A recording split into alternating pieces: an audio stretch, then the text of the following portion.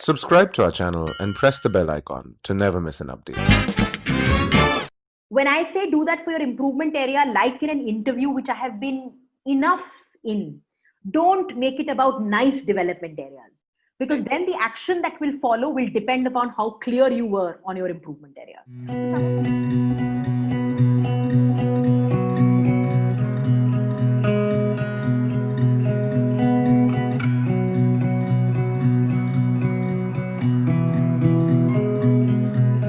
Hi guys, and welcome to another episode of Conversations in Quarantine. We've been talking to a lot of really interesting people in their journeys, and we are hoping that you will find some inspiration, some direction in these tough times through our conversations.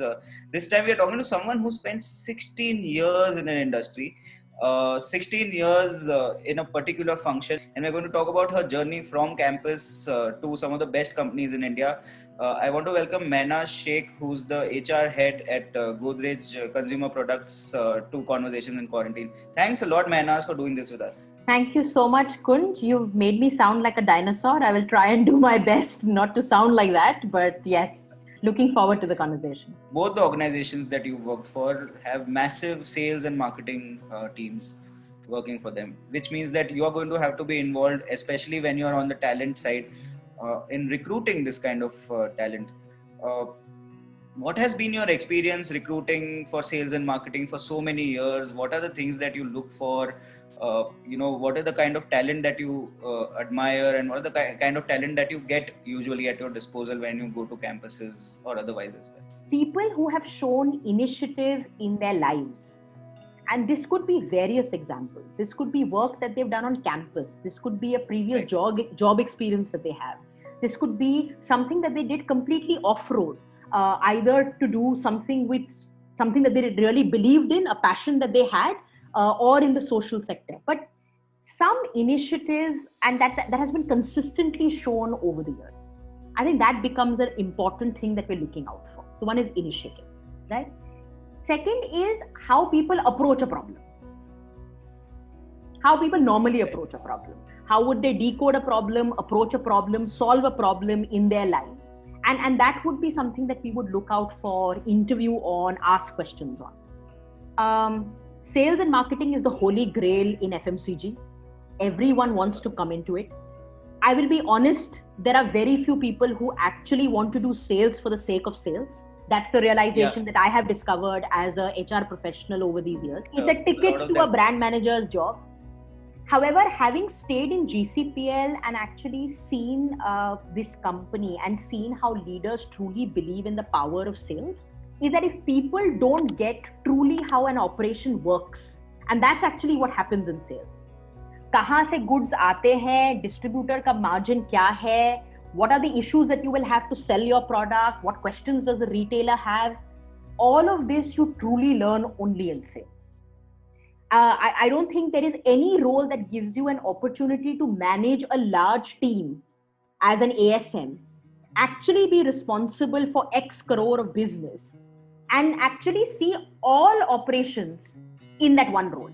Because you know how logistics works, you know how finance works, you know what you're supposed to do in HR, and you obviously know what the brand is doing. I think students give less credit to sales than should be. And especially now, because everyone has the startup halo, everyone knows in the startup world, you have to roll up your sleeves and be able to do everything. It's not just about the strategy and about the presentation. And I don't think any function does it as truly as how sales does it. And I just wanted to talk about, so now you're at Godrej, you've been here for the last 4 years. What are some of the things that you handle at Godrej at this level of seniority now?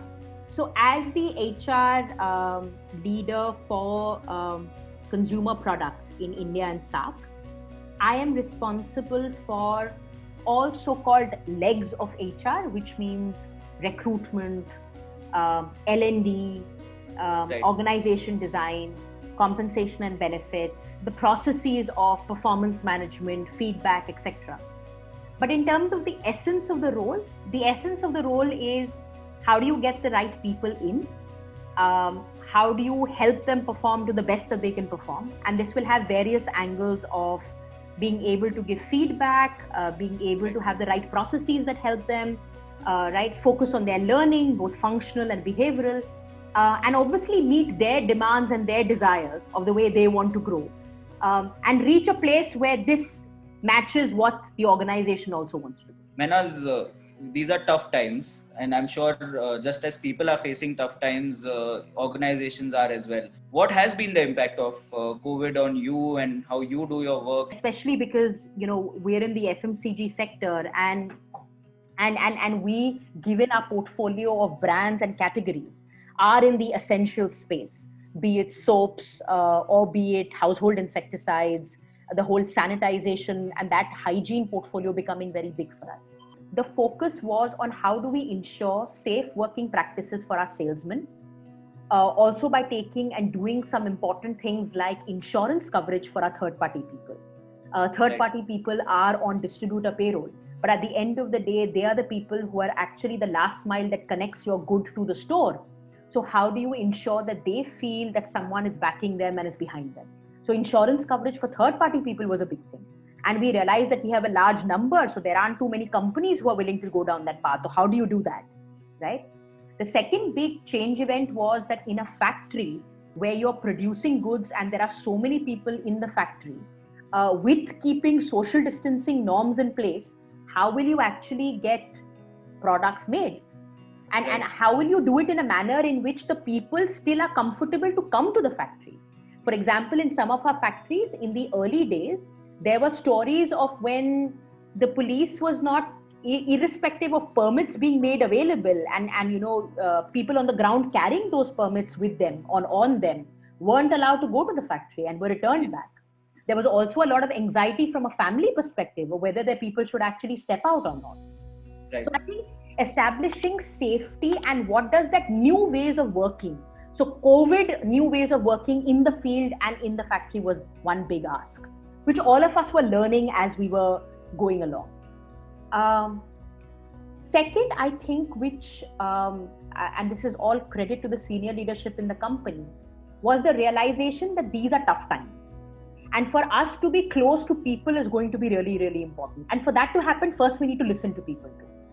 So I think in this time, people like Nisa, people like Sunil, people like all our function heads, just reaching out to people and having conversations made a big, big difference, right? Because people wanted to know ki ho kya raha hai, what is happening? Because after a point in time, people just started working from home. They were inside their homes. So what is happening on production, what's happening on factories, what's happening on work, that was all a question mark. So I think the reaching out was a big, big thing. If you're a part of an organization, you have the sense of belonging, and that makes you feel safer in these kinds of times. So if you're someone who has a job in a very good company, or someone who belongs to a very nice campus, you feel that sense of belonging. But if I'm a young guy who's still preparing, not gotten into a top B school, not getting a job in this kind of a situation, I'm insanely anxious. I don't know what to do. What is your advice to these people, these students, these kids who don't know what to do now? They're so stuck at home, they don't know where to go from here. There's this whole Stephen Covey's concept of circle of concern and circle of influence, right? I think people have to really define it for themselves. What is it that you can influence? What is it that you can control? And what is it that you can be concerned about? And you know that you can't do anything about it, but it is in the concern. So please, if you are someone who writes, if you are someone who draws, if you are someone who talks, please talk that out, or please write that out. Please identify what your circle of influence and control is. Now, in that circle, there are a few specific things that I would advise you to do. First and foremost, in life, we have received a lot of feedback. Okay. Before you enter the corporate world where HR is enabling these systems, you are getting a lot of feedback any which ways. Be it from your parents, be it from your teachers, your mentors, peers who you respect, or just yourself who's self-aware. Please identify and write down what you think is your exceptional strength and one area or two areas of development. And when I say write it down to the level of specificity where you can actually say, okay, if I am a great communicator, these are the various examples or my past experiences or feedback that I have received, which indicates that I'm a great communicator. It's not just in my head. People around me also echo that. So do that for your strength and do that for your development area. When I say do that for your improvement area, like in an interview, which I have been enough in, don't make it about nice development areas.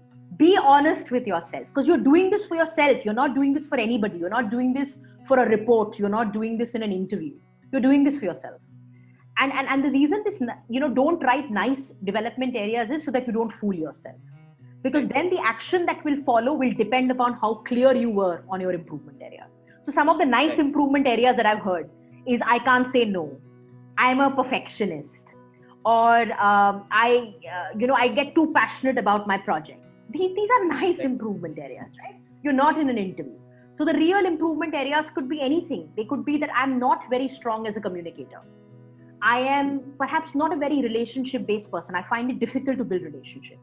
I'm not a great problem solver. I can't break down problems. I'm not great at Excel skills, right?